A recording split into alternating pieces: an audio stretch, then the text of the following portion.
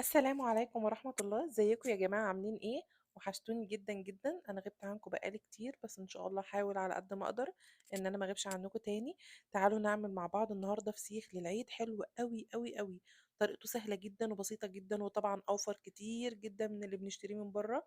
وزي ما انتم شايفين كده الفسيخ دايب وزبدة وحلو جدا. هقول لكم على طريقتي فيه، وهقول لكم ازاي يطلع معاكم طري كده ومفصص من بعضه زي ما انتم شايفين كده، بكل سهولة وبكل بساطة. اول حاجه هنا زي ما انتم شايفين انا عندي هنا سمك بوري. انا غسلاه كويس قوي وغسله الخياشيم بتاعته من فوق كده، وموقفاه على راسه في مصفى عشان يصفي كل الميه والدم اللي فيه. خلاص ما بسيبوش ينشف ولا ببيته ولا الكلام ده. انا يا دوب بس غسلته وسبته واقف شويه كده لحد ما انزل الميه اللي فيه والدم. عندي هنا ملح صخري، الملح الخشن. وعندي كمان شطه وشويه من الفلفل الاسود، ودول اختياري جدا، ممكن تستغنوا عنهم. ممكن تحطهم زي ما انا حطيت كده. انا باخد من كل حاجه فيهم شويه صغيرين. الطريقه دي انا واخداها من حماتي، وبصراحه هي بتعمل الفسيخ حلو جدا جدا. خلاص بعد ما قلبت الملح بتاعي اللي هستخدمه، عندي بقى اكياس نظيفه زي ما انتم شايفين كده. بجيب اكياس تكون ما استخدمتهاش قبل كده يفضل يعني، عشان يكون ضامنه ان هي تكون ناشفه ونظيفه وما فيش فيها اي روائح ولا اي حاجه خالص. بحط كيسين جوه بعض. وبعد كده في الكيس الداخلي اللي هو اللي جوه، باخد رشه من الملح اللي انا عملته ده، وببدأ ان انا ارشها كده واعمل زي قاعده كده من تحت عشان ابدأ احط عليها السمك وارصه عليها. خلاص شايفين انا عملته زي ما يكون طبق اهو، بالشكل ده كده.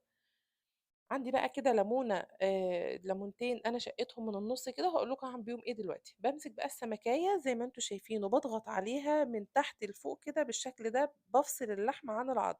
وبعد كده بضغط عليها بالطول عشان اخلي اللحم بتاعها يكون طري وناعم زي ما انتم بتشوفوه في الفسيخ كده.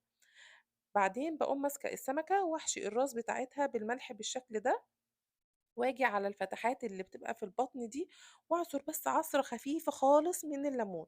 ودي برضو اختياري، بس انا بضيفها من باب إن لو في اي ميكروبات او حاجة زي كده، ان احنا نحاول نقللها. يعني هو طبعا الفسيخ بيبقى هو سمك ني زي ما في ناس بتقول، بس هو حلو جدا، جربوه بالطريقة دي هتبقى حلوة قوي. بمسك بقى زي ما انتم شايفين كده السمكة بطريها، اهم حاجة خالص ان انا بمسك السمكة اطريها بالشكل اللي انتوا بتشوفوه ده، وافعص فيها عشان اللحم بتاعها يكون ناعم. وبحط كل سمكة بطنها في ظهر السمكة اللي قدامها، زي ما انتوا شايفين كده الرصة اللي انا رصاها. شايفين بضغط على السمكة ازاي؟ بضغط عليها بالطول وبالعرض، بفعصها يعني. وبعد كده بمسك الراس بتاعتها املاها بالملح كده كويس بالشكل ده كده، وبعصر عليها ليمون كده. وبعد كده برصها، بعد ما برص اول طبقه من السمك كده، باخد رشه من الملح شويه كده واقوم رشاهم فوق السمك بالشكل ده كده. يعني ما بكتفيش بالسمك اللي في الخياشيم بتاعته، سوري، بالملح اللي في الخياشيم بتاعته بس في الراس. لا، برش كمان رشه. بعد ما بحط طبقه كده من السمك، بحط عليها شويه من الملح. باجي بقى على الطبقه التانية وبرصها بالعكس. يعني انتوا شايفين انا رصيتها هنا الراس الناحيه اللي هناك، المرة دي هرص الراس الناحية التانية عشان يبقى السمك في الكيس او في العلبة متساوي، ما يبقاش ناحية عالية وناحية واطية، ويبقى التسوية بتاعته مش مظبوطة.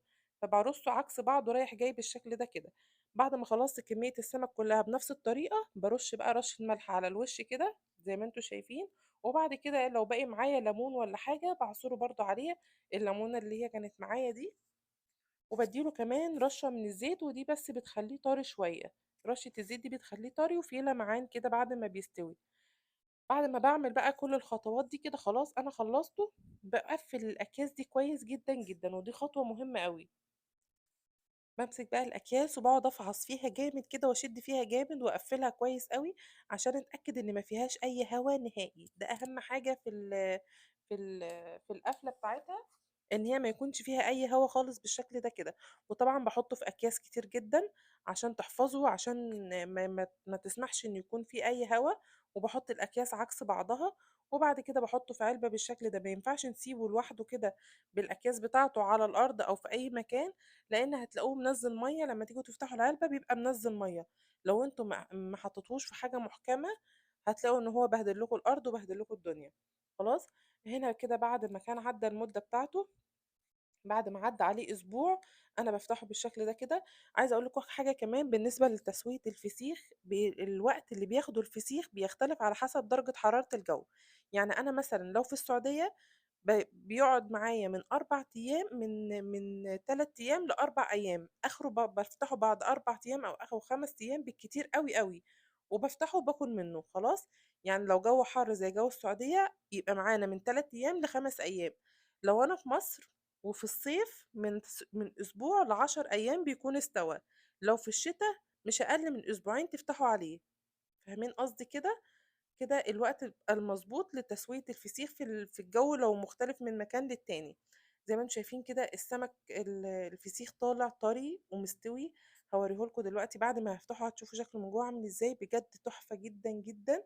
جربوه بطريقتي دي وان شاء الله هيعجبكم، وهتشوفوا تسويته عاملة ازاي. بس زي ما قلت لكم اهم حاجة تاخدوا بالكم من الوقت بتاع التسوية، سواء انتوا في الحر او في الجو معتدل او جو برد. التسوية بتختلف من وقت للتاني. شايفين السمك من جوه عامل ازاي؟ تحفة تحفة تحفة. انا باختار لما باجي اعمل فسيخ بحب دايما ان انا اجيب السمكة اللي تكون سمينة او بطنها فيها دهون عن اللي يكون بطنها فيها بطارخ. السمك المبطرخ يعني هو في الشوي كويس، انما في الفسيخ بصراحة ما بحبوش قوي. بيبقى البط بيبقى اللحم بتاعه ناشف شوية عن السمك اللي بيبقى فيه دهون بالشكل ده كده. طعمه فظيع تحفة جدًا، جدًا، جدًا. جرّبوه بطريقتي دي إن شاء الله وهتعجبكم، واعملوه يالّا على العيد. أتمنى إن شاء الله الفيديو يعجبكم وتعملوا له لايك وشير كتير خالص. أسيبكم في رعاية الله والسلام عليكم.